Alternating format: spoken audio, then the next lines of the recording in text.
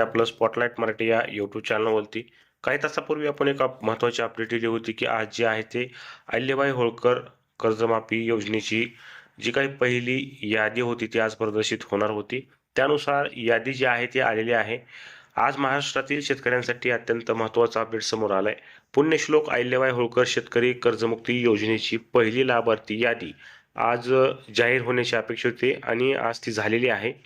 उपमुख्यमंत्री अजित पवार यांची जयंती आणि मुख्यमंत्री देवेंद्र फडणवीस यांचा वाढदिवस असल्यामुळे या दिवशी पहिली यादी प्रसिद्ध करण्याचा प्रयत्न असल्याची माहिती यापूर्वी देण्यात आली होती.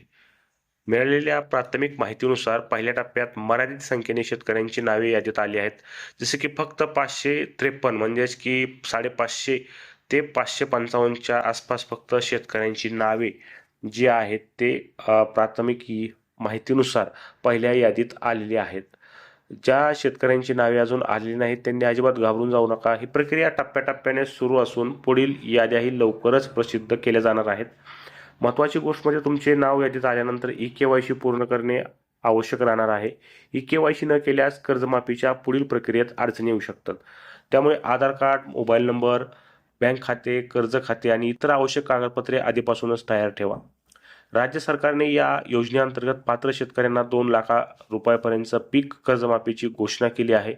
तसेच नियमित कर्जफेड करणाऱ्या पात्र शेतकऱ्यांना प्रोत्साहनपर लाभाची तरतूद सुद्धा यामध्ये केलेली आहे.